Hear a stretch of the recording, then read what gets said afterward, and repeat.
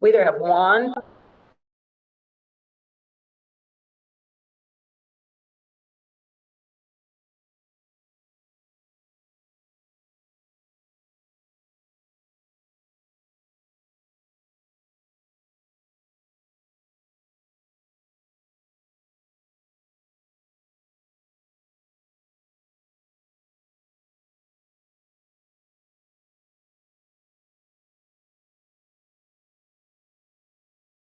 Full yard is full.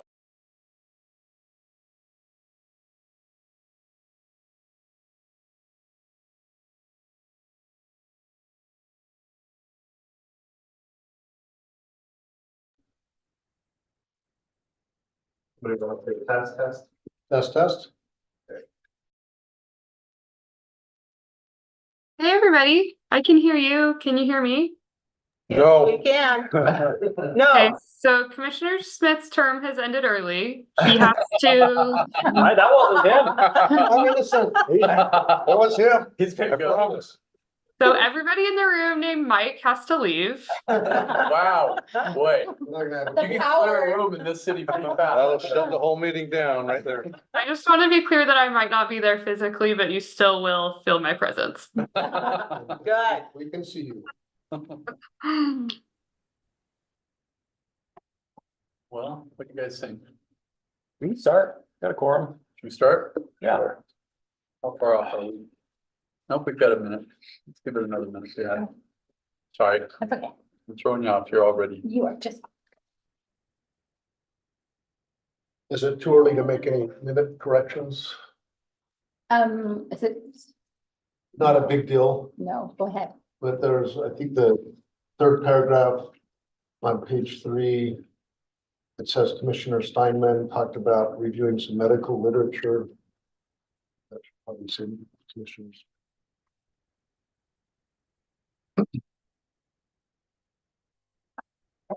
We'll change that. Thank you. Which means I did look it over. Yay. And make sure that the minutes reflect that it was Commissioner Smith that was Yeah. making fun of Samantha. That's already in there. Into trouble. Maria, when they make a motion in the business session to approve the minutes, do they need to reference that edit? They do, yes. Okay, so just know that, folks, for the 6 p.m. session, I think you can state it pretty simply since we've noted it in this, but make sure that's included in a motion. Thanks. Okay. Lisa. Okay, why don't we get started? Okay. Okay, we'd like to welcome everyone to the Cottonwood Heights City Planning Commission work session for April 3rd, 2024.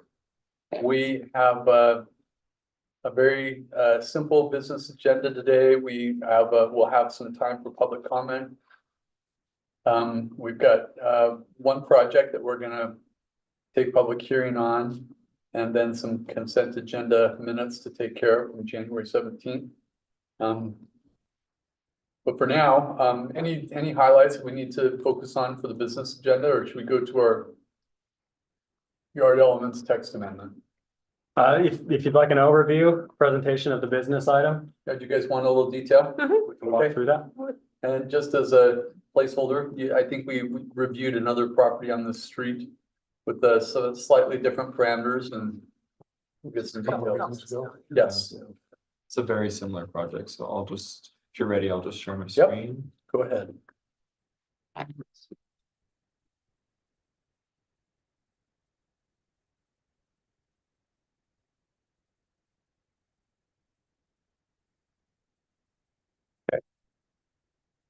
Alex, does it look all right on your end? Okay. Let's get started then. So like Commissioner Mills said, this is very similar to one that you reviewed last year on the same street on Mannerly Circle. This would be the second amendment for that subdivision plat. Sorry. No, you're fine. We zoom out just a touch, so it's not cut off at the very end.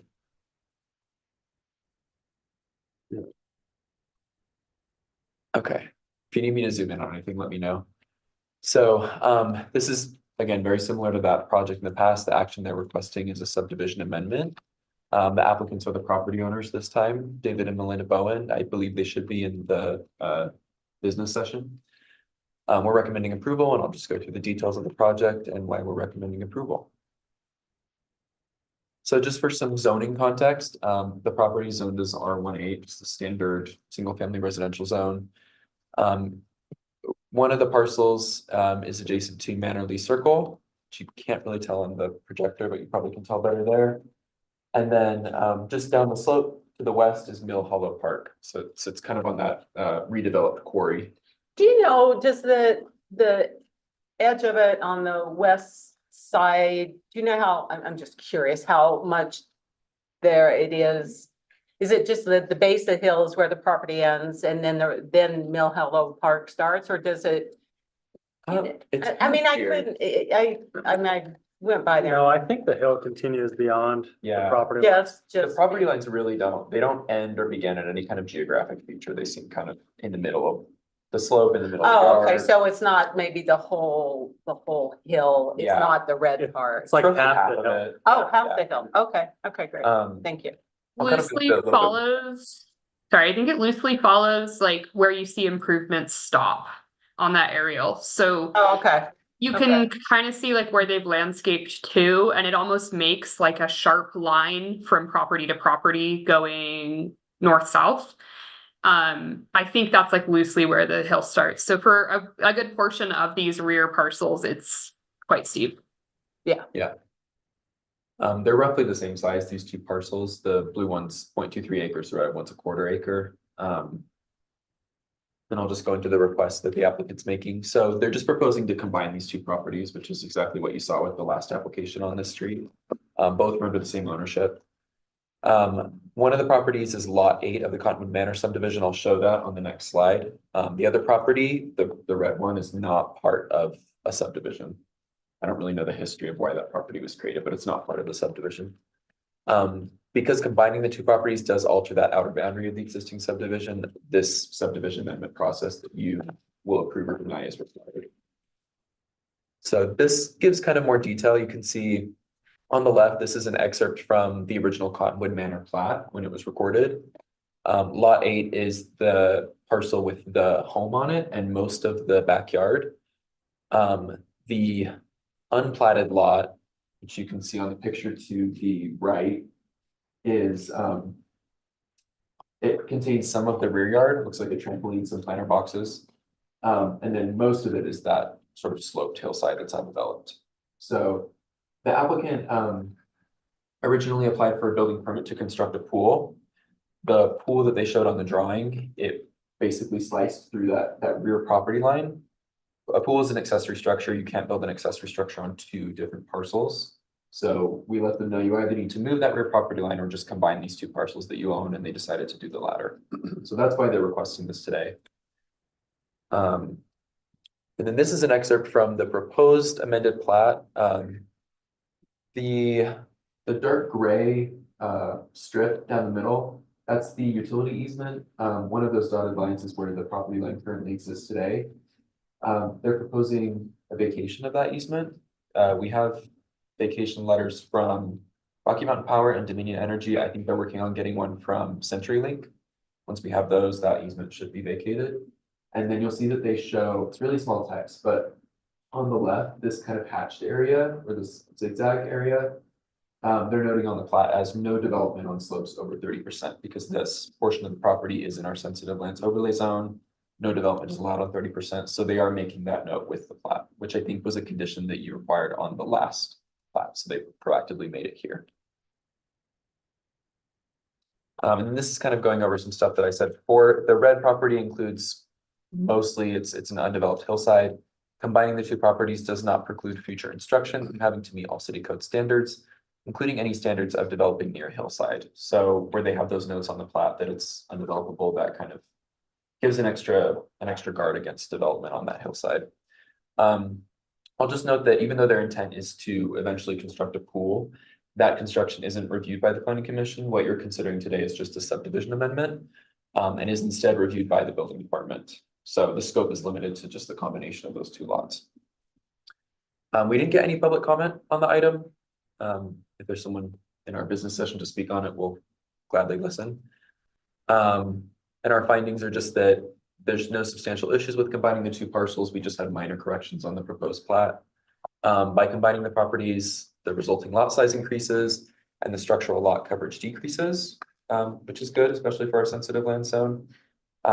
There's no changes made to the lot width or frontage. And if it's reviewed and if it's approved by you tonight, then the project will go through a full technical review and then we'll work with them on resuming their building permit for the pool. And so we recommend approval of the project. It's code compliant as outlined in the staff report and in the presentation today. And then those are just model motions for the business session. Okay, Yeah. can you go back to? Sure. You want to see the One more, maps? no, this one, no, Oh, that one. yes. Yes. Okay, I read this in our packet about combining the resulting lot size increases. I get that because it's total structural lot coverage. So that would be like the amount of the lot that's covered by the building. Oh, or I the see what you're pool, saying. Okay, Because it's incorporating that huge undeveloped portion. got it. Okay. It's just, I have to read things You're good. 27 times. So it kind of gives the whole plat more open space, which I would think is a benefit to the subdivision. Thanks. So if we didn't do this, they'd have to, that would limit their ability to use the property. They own both parcels, so combining that into one parcel means that they can build their pool or whatever. It just fixes. I know we're not that giving issue. approval for that, but it. No, there are limitations still because of the undevelopable hillside. Right. So there's that little strip of land that's, I don't know, maybe 20 or 30 feet that's straddles the parcel lines right now. It opens that up. It still requires, if there's a structure or something that occurs near the top of that hillside, it triggers the sleds ordinance regardless. It does give them the capacity to cover more of the lot. So they have now the option to cover a greater percentage of it, Technically, yes, of because, the buildable part. because part of that functional portion of the lot is on a second property day and we can't permit an accessory building on its own property, so. So that's the advantage to them is they can just use the property. Yeah, but also there's no procedural reason to deny it here, so, yeah. This seems like good housekeeping to me. I mean, all those lots along that slope. I mean, the property owners that own those downhill slopes, because we are trying really hard to make sure that we honor easements. It just gives them a little bit more than what they had before. And do you think that there will be any problem vacating? They've gotten letters from Rocky Mountain and Dominion that give their go ahead. I don't know about CenturyLink, but it doesn't seem like there's been any problem. I don't think there was with the lot to the north either. They And did it the same wasn't, thing. so is anything run there right now? Do we know? Not that I know of. Okay, Would be nice if we could just knock off the whole rest of the subdivision. Yeah, Just think of yeah. I don't know, I mean, I haven't looked, but are they the property owners? Is that this pattern continue with the rest of the It property? seems owners? like a general trend. It looks like on this plat, it shows like the property to the north, it's the same situation. And I think when I've looked on mapping, that seems like the general trend. They just come hand in hand for some reason. I'm not Well, sure. it makes good sense because the back piece is not of any value to anyone but the person who owns it. Right. And it contains, it looks like on pretty much all of those properties, about half of their rear yard is on that parcel, so. Yeah.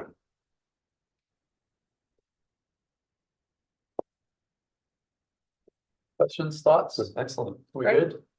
Okay, All right, great. I'll stop sharing. Thanks, Ian. Thank you.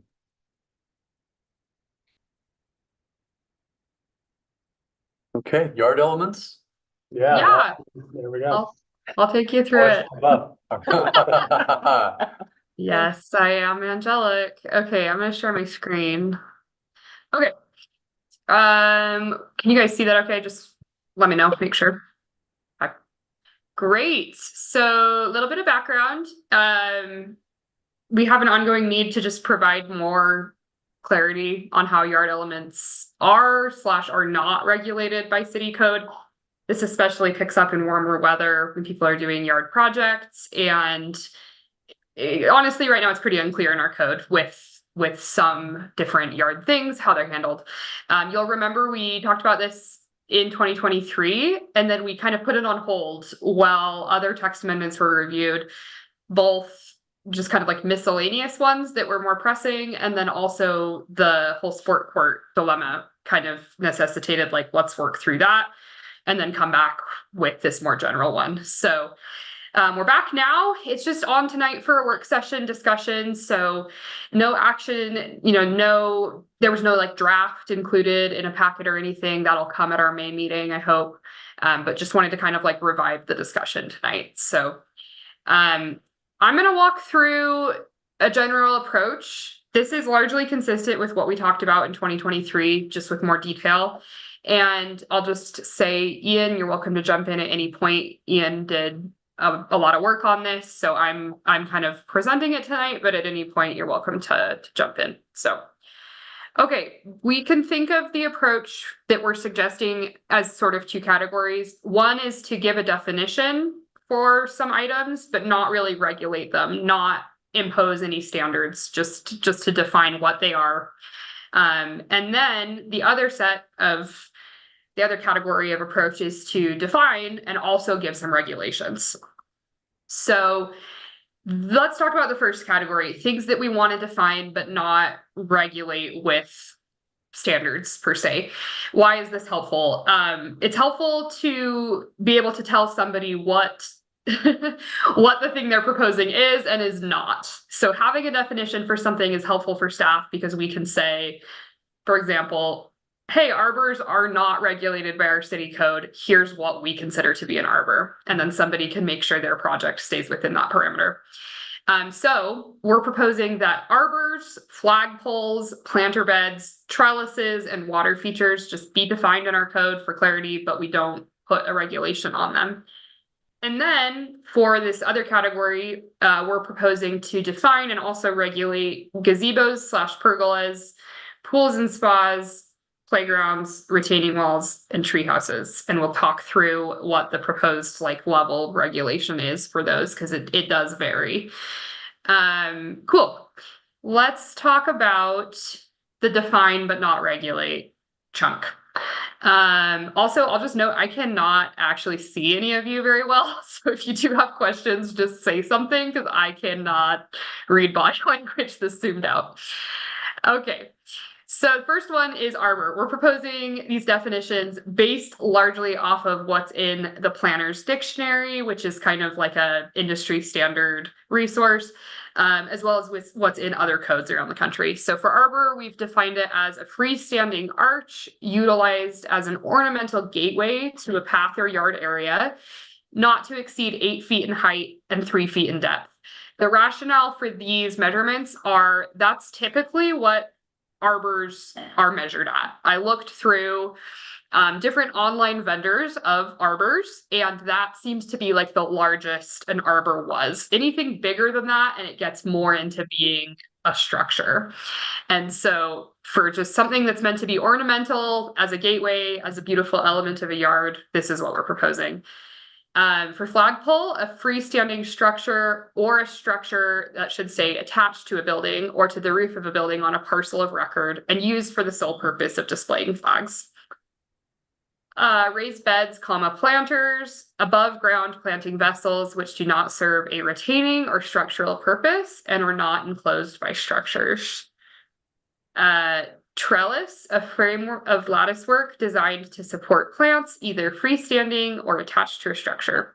And then finally, water feature, a design element where water performs an aesthetic function, such as ponds, fountains, or waterfalls, which serve a strictly ornamental purpose and are not used for recreation. So we sometimes get questions about like, is this considered a swimming pool or a pond? And this just would help give a little bit more clarity. Like if it's just aesthetic or ornamental, it's a water feature. Before I move on, are there questions or comments about these define but don't regulate items? Yes, I have a question. Great. So under the raised beds, planters, do we have definition of what structures are somewhere? We do, it's Okay. frustratingly broad. But the reason we've written it this way is sometimes somebody does a retaining wall Yes, that right. has planting in it, or they have like as part of the wall of their home built in like a planter feature. This is meant to just be like, it's only for planting. It's not, A Yeah, not- raised bed though, by definition is retaining. that's true. We could update the definition to say like, is not a retaining wall, because we do have a definition for that. Just trying to, yeah, clarify, like, it's just for planting. I'll just note, I do see Commissioner Chapel's hand is raised on Zoom, but keep the questions and Yeah. comments coming. I was just going to note, yes, there is some soil retention on a raised bed, but the building code actually treats anything that's 2 feet or less as, it's not something that requires a structural design or drawings. And so if there is some concern about, usually a planter is a fixed amount of soil. It's not like supporting a road or a sidewalk or anything over time. That could be problematic if there's settlement. But if there is concern about some massive flower beds, if it's just the code already talks about 2 feet, a 2 feet change in grade is just not something that requires engineering.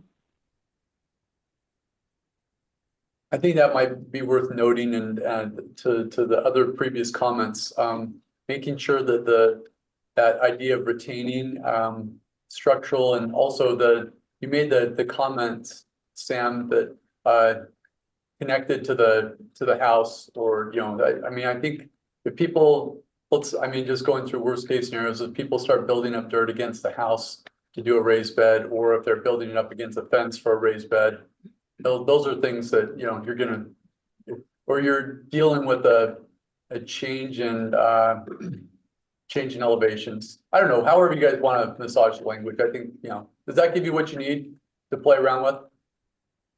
I think I'm understanding the intent of clarifying, in using like the word retaining. We're talking about like a retaining wall, to support like an actual load or surcharge, not for the retaining just of soil. And then also we can be more clear, like we could reference the building code, trigger of the 2 feet if we want. I don't think this one like honestly comes up that much, so I am personally not too concerned about it. But I think we can incorporate these things in.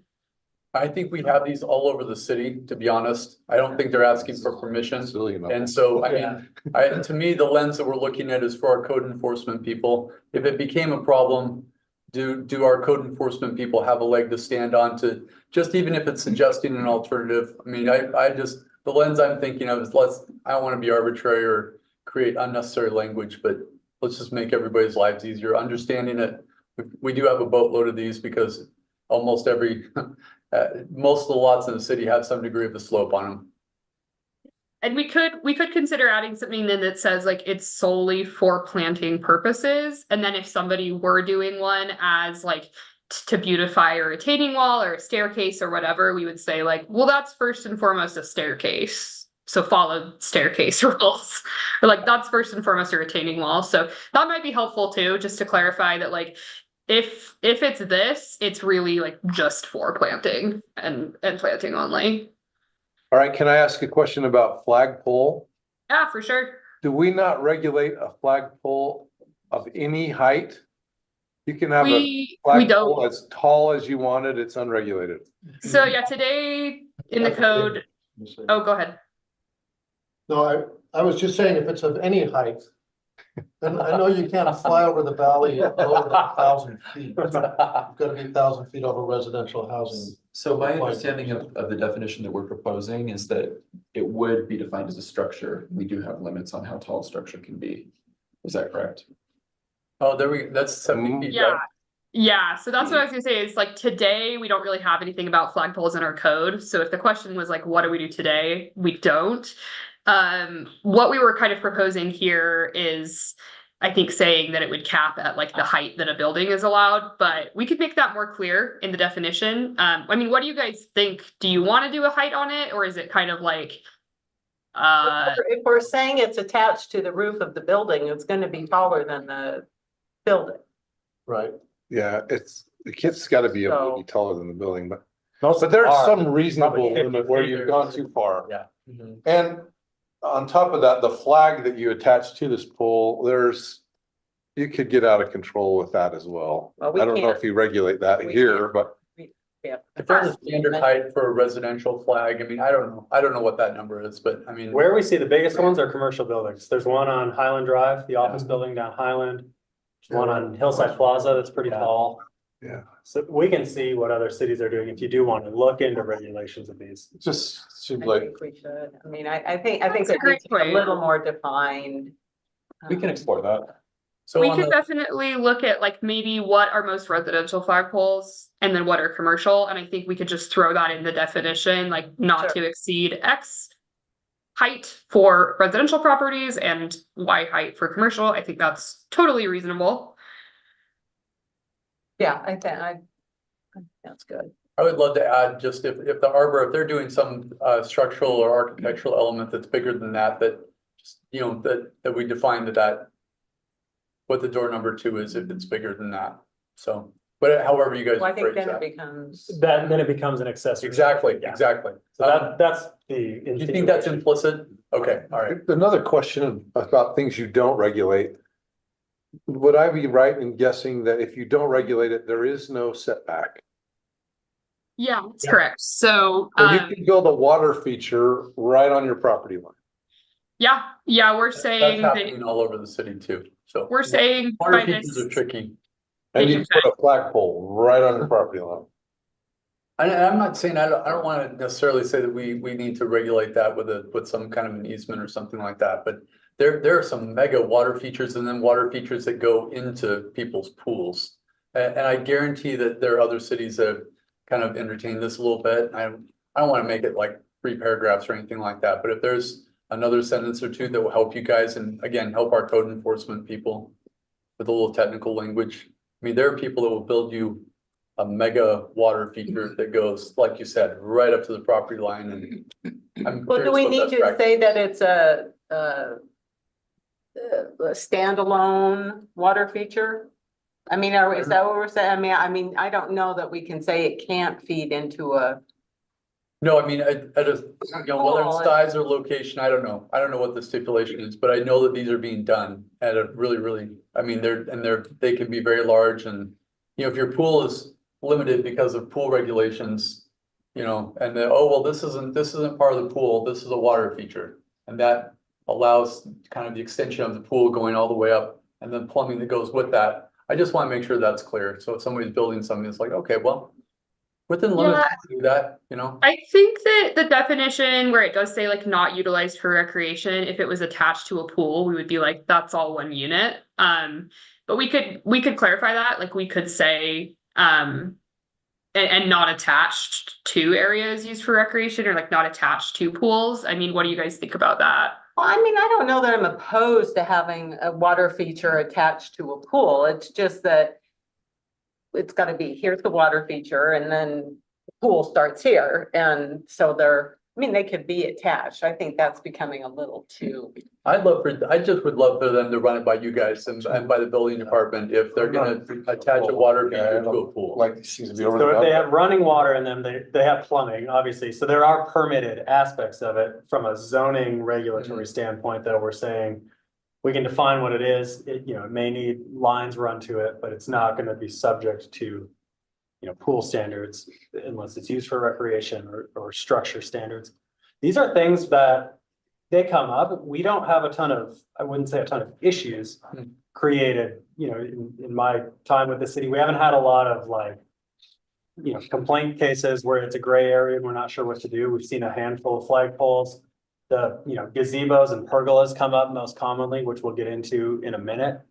So that's why I think we put these in define but don't regulate, because they're kind of, beside the flagpole, landscaping type elements that people are doing all over the place, and we think there's value in defining what they are, but maybe not enough merit yet to, to over-regulate it when there's not a huge track record of these things causing issues. Yeah, let's not overregulate. Yeah, let's not overregulate. So that's why we put these things in define but don't regulate. Flagpoles is a valid point, I think even if we create a big box, for them to fit within, it might be good to do that. Well, what if we jump to the define and regulate ones? I think that'll probably spark more conversation. Are you guys ready for that? Yep, let's do it. Great. So I have these broken up kind of by category. So gazebo and pergola, we've defined them two separate definitions. So for gazebo, we've said it's a freestanding structure or building or attached structure or building with a pitched roof design and a maximum area of 600 square feet, not to be used for habitation. Pergola, we said it's a freestanding structure or attached structure forming a sitting area or passageway that is composed of vertical posts or pillars that usually support cross beams and a sturdy open lattice. Again, these are definitions that have come from other codes. What we're proposing for regulations is actually how we regulate them today. We're just spelling it out so that if somebody searches the word gazebo or pergola in the code, they can find this instead of having to be like, oh, it must be an accessory building. It's just a little bit more user friendly. So gazebos and pergolas are subject to the same height, setback, placement, and lot coverage standards for either attached or accessory structures in the underlying zone, depending on whether they're attached to the main building or detached. And then already a regulation, we would reiterate it, it's just a building permit would be required if it's over 200 square feet. Or if it has utility connections, that's the standard today. So yeah, this is how it's done now, just trying to provide more clarity in the code about that. Any comments here? Pretty well written. Does it matter that the gazebos and pergolas have open sides? Do we need to? I mean, that's right? I mean, that's typically. Yeah, I think that's a fair point. We did look at like how carports are defined to be like, could there ever be an issue if somebody's saying like, no, this isn't a carport, this is a pergola, and it's the same regulation actually for a carport. So I'm not too worried about it. I think what more would be important to define is like what an arbor is, since there's no regulation on that. So yeah, I think we're good there. Okay. The square footage is measured on the ground level of the thing? Are you saying like if it had multiple stories? I'm sorry, I'm not understanding. Yeah, so you have a ground level and you have an upper deck, for example. How would you measure the square footage of that? I don't see a gazebo or pergola that's more than one story. I mean, I think it would just be whatever area is underneath the roof of it. Be the footprint, length by Yeah. width. Yep. It's a good idea though. I could take you to one right now. So we've had some questions about these and I think the point of not calling out that these are open air is that we're just regulating them the same way. If it's attached to the house, it's part of the house. If it's detached, it's a detached structure. Yeah. Walls are not. We're just saying, yes, pergolas and gazebos do count. Right, We've had a lot of questions very recently. There's a subdivision in the city that has different setbacks approved that are doing this. My friend complained about this just this afternoon to me. So, but we've looked into that and from a building code standpoint, to your question, Commissioner Anderson, the fire separation standards for accessory buildings to primary buildings, they don't differentiate in the building code whether it's open air or enclosed. Okay. So we're kind of not either. We're Makes just sense. trying to be consistent. Okay, thanks. I'm gonna jump to the next one, which is pools. So Ian, you may want to jump in on this one since you researched here. We're proposing a regulation for swimming pool, outdoor, which would be like more of like a rec center pool, I believe, and then swimming pool, private, which would be for personal use. So an accessory structure designed to hold water more than 30 inches deep to be used for recreational purposes, including but not limited to above ground pools, in ground pools, hot tubs, swim spas, and plunge pools. So notably, these definitions combine hot tubs and pools kind of like all into one category, because in practice, we do actually regulate them the same way. And you do have pools where it's kind of all one unit, right? Where it's like a pool and then like a corner of it is carved out as the hot tub. And so like that line can be really blurred. So we're just kind of wanting to define it all as one thing.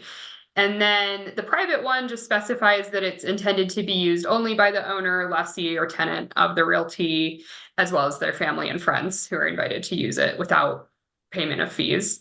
The proposed regulations here would be pools slash hot tubs slash swim spas slash plunge pools are subject to the same height, setback, placement, lot coverage standards for accessory structures in the underlying zone, but would not be required to maintain a minimum distance from buildings. So let me explain that. So accessory structures currently, you know, the general accessory structure says it has to be behind the house, has to be in the backyard, and it has to be at least 6 feet away from the house. We're saying, yeah, this stuff has to be in the backyard, but we're not going to require it to be 6 feet away from the building. Logic being there, it's not like a building that would need fire separation. And it's also something to the point of our discussion a year ago that some people have like on their deck. Some people have a hot tub right out their door on their back deck. And we are not going to say like that needs to be 6 feet away from your wall. At least I don't think we should. So that's the rationale there on the regulation, and a building permit is required for these. Actually, even if it's a hot tub, if a new gas line is required, you need to pull a permit for that. So let's discuss. What do you guys think? Can you have a private pool that's owned by more than one person or more than one family? Yeah, I mean, I suppose you could, like, I guess if you had, well, The pool yeah. will be on one fee title parcel. Yeah. One Like, I owner guess if you parcel. had multiple owners of a property, they would be multiple owners of that pool. I think what we're thinking is like, if you have more of like a community pool, that would be a different situation than just like a backyard pool for your own personal use. Maybe to clarify, so in my neighborhood, there's a HOA and the HOA has a piece of property. If they were to put a pool on there, well, where would we put that? Would we call that private or? Yeah, that's a good point. I wonder if we need to look at, you know, like one direction could actually be merging the definitions and just having something that says like, if the pool is in a residential backyard, it's to be used only by their personal use without fees. This is just something the council has brought up recently of being like, we need to clarify that you can't rent out your backyard for like parties. So Well, yeah, and to that point though, wouldn't the without payment of any fees be applicable to the first one too?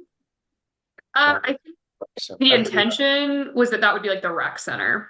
So that would be like, you would have admission to come in and like. I think what you're asking is like, there is overlap between those two definitions. Is that? Yeah.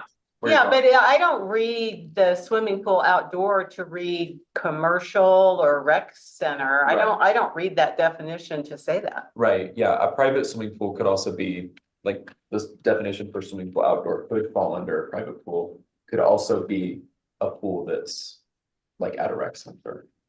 And Maybe outdoor. we clarify that by actually like merging the definitions and just specifying if it is in a yard, it's not to be rented for. Be careful about payment of fees though, because those people, private resident might do swimming lessons for their neighbors, and charge a fee. That Yeah. should be limited. Yeah. That's true. Then you get a license, don't you, to have a. Yeah. Probably I mean, should. you know, you're That's supposed supposed to, to, yeah, supposed to, I mean.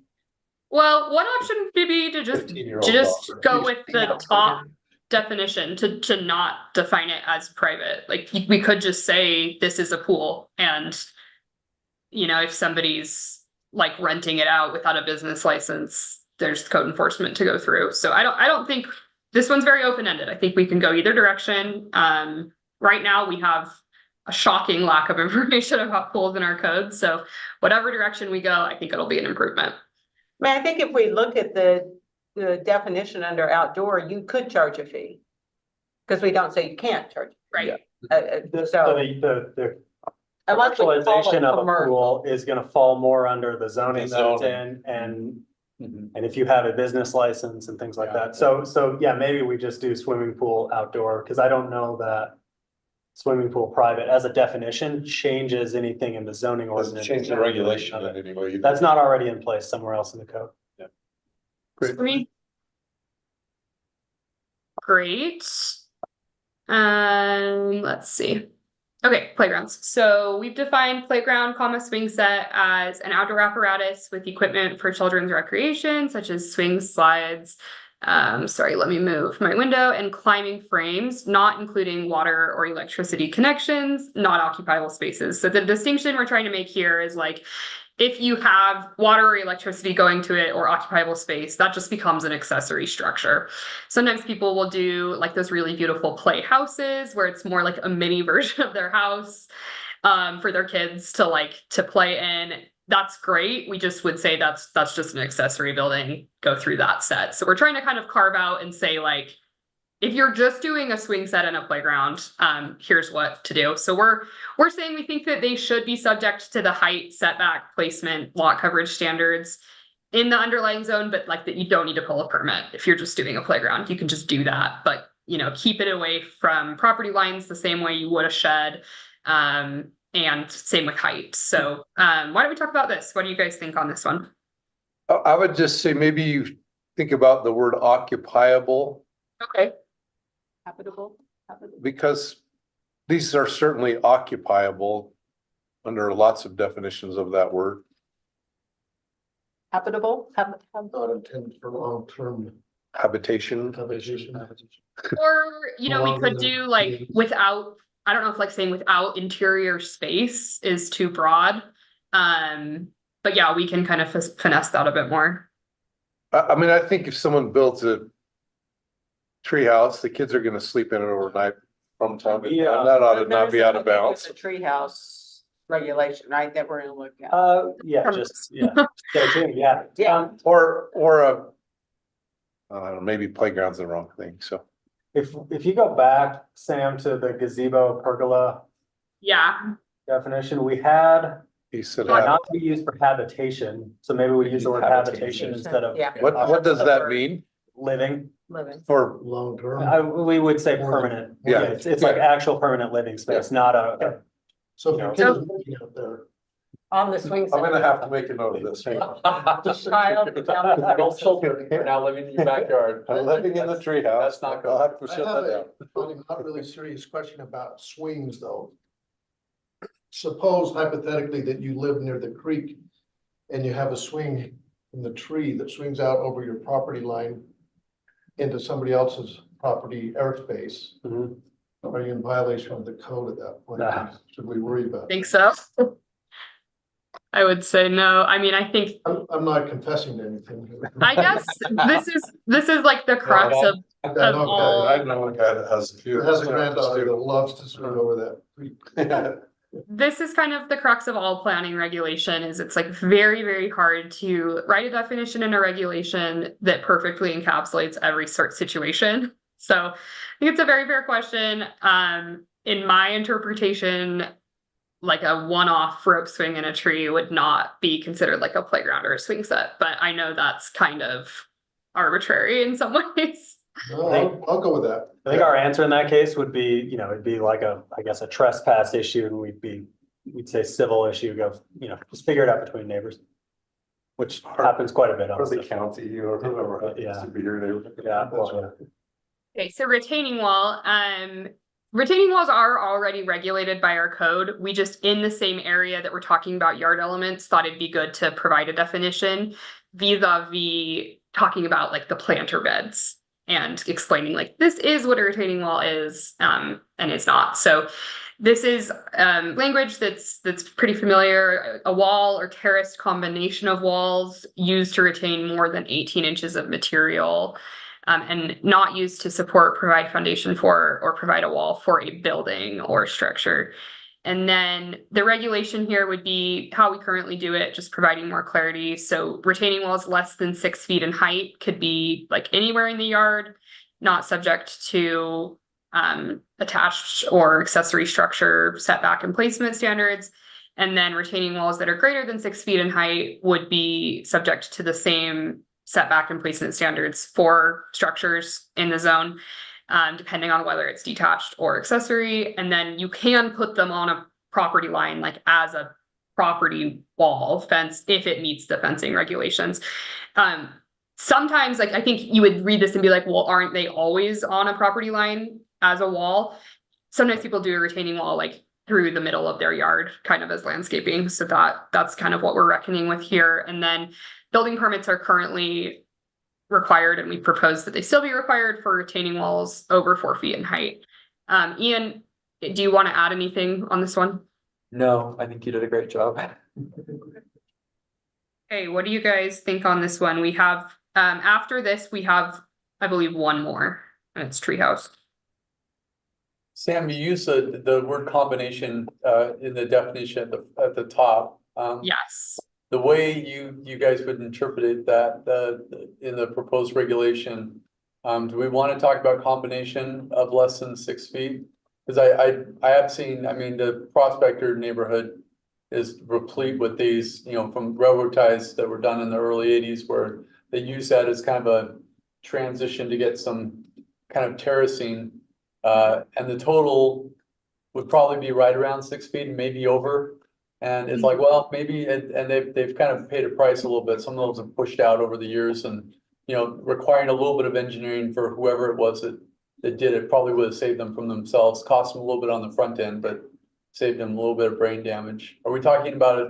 Could we add something that's talk about a combination less than 6 feet?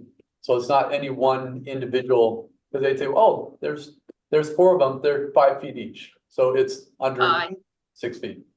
Yeah, and I will just like distinguish for my own narrative here. They still would have to get a building permit if any portion is over 4 feet. But as far as the regulations go, we do today say if there's like a certain amount of linear separation between the tiers, they're considered separate elements. Mike, do you recall what that separation has to be? I don't remember. Commissioner Chapel may. There's a formula, like 3 times the height of the wall as the terrace between them. And they're considered separate, but if it's less than that, it's all one retaining structure and is permitted as one rather than a few. And that helps us. Yeah. Maybe we just need to add that in to this section. That, I think that would make it more clear. I love that. I mean, that addressed my exact concern. And we could do it by reference to the wherever standard that is. I think it's a building code standard. Great. Cool. Any other comments on this one? I think that's a great thing to add. I'm curious if it's a property on a sloped hill with a retaining wall, and the retaining wall gives way, and the upper hill property starts to merge with the downhill property, who's responsible I for? think that's a question I can't answer, not being a lawyer. So I might be able to speak to this one. Okay. Traditionally, if there's a significant grade drop at a property line, the retention of that grade is for the uphill neighbor, is the responsibility of the uphill neighbor.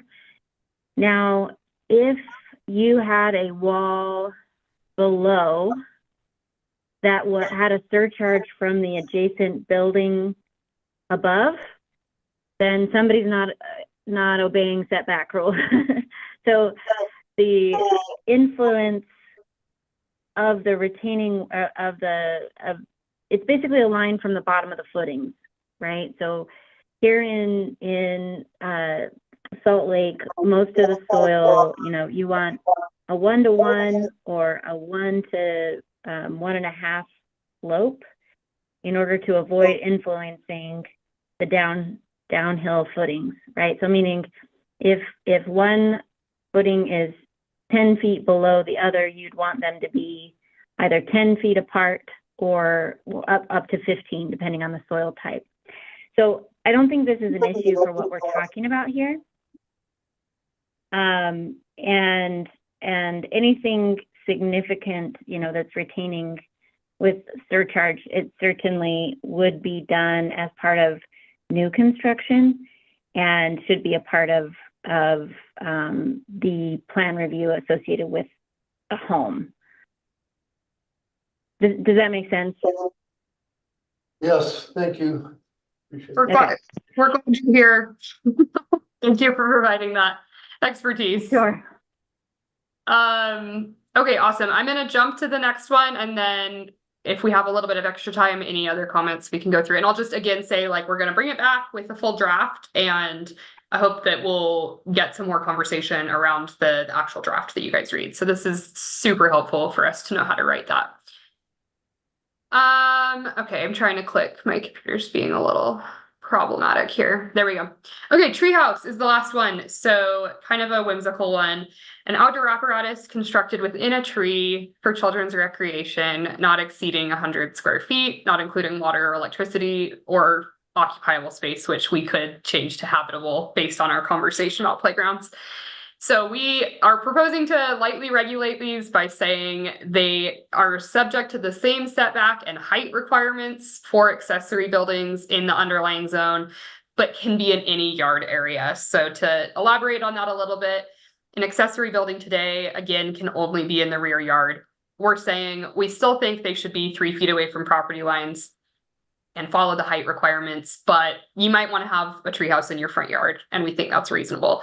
And we also are not proposing to do building separation or lot coverage, since the thing is above the ground, floating.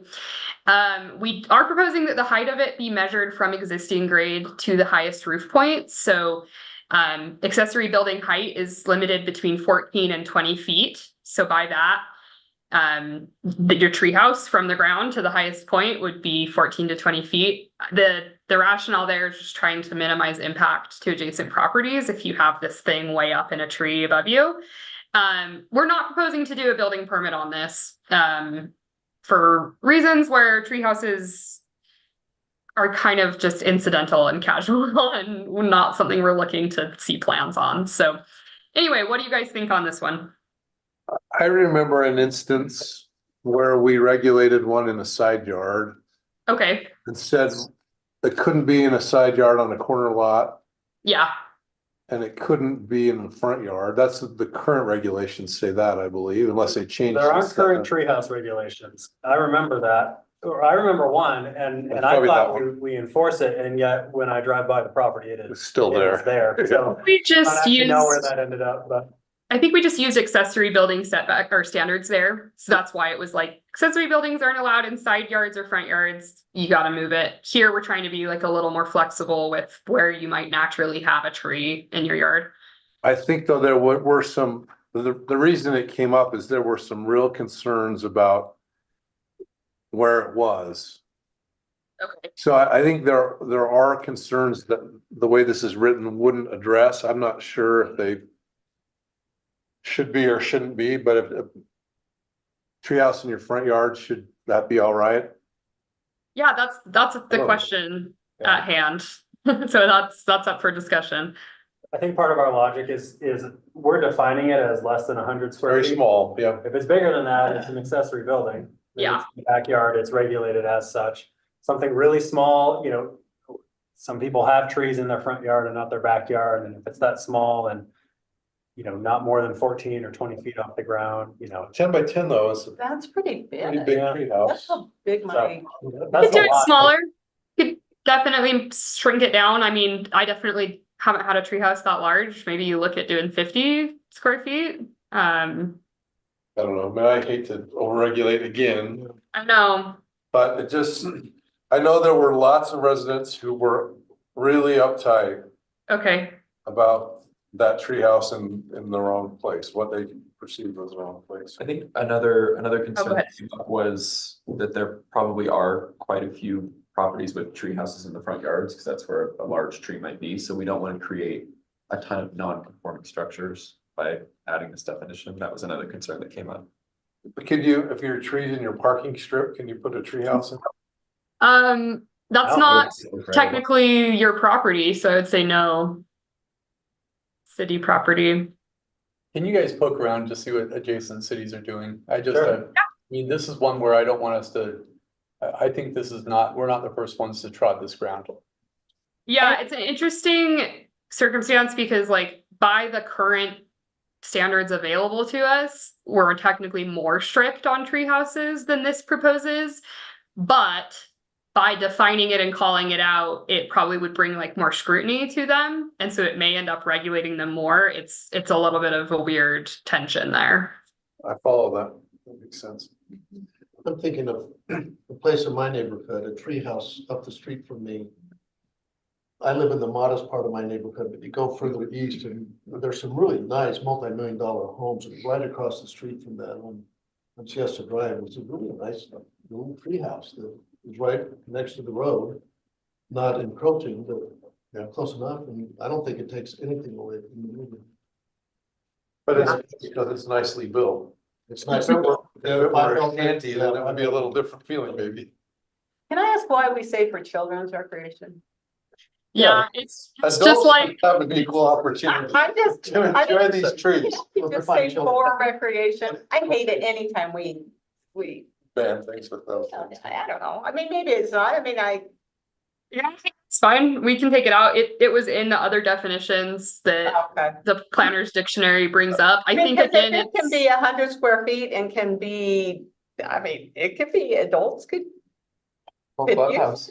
yeah, it'd be a cool clubhouse. yeah. Your think next book club meeting there. Yeah, exactly. I think the reason it's included in other ones is it's trying to communicate like these are casual, incidental, kind of haphazard. That would be my guess. Like If it's you- I'm for fine. your with it. kids, but we can pull it out, no problem there. No, I mean, that's.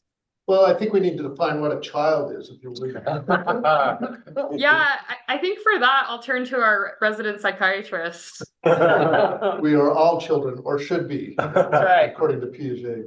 May we all be childlike in our sense of wonder right. That's great. Thank you, Sam. Yeah, first.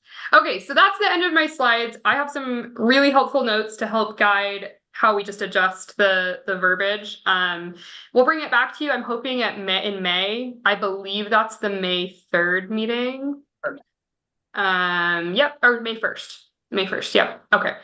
So I would just have a couple minutes before you guys move over. Any other parting comments on this item? Nope.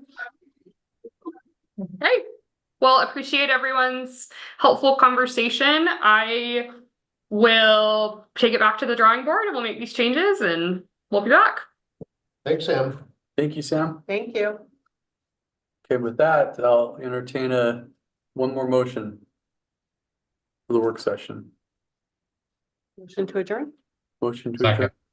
We have a motion, and a second. All those in favor say aye. Right. Aye. Aye. What do we do for not in agreement? That's unopposable, I think that. Second. Evelyn. Oh,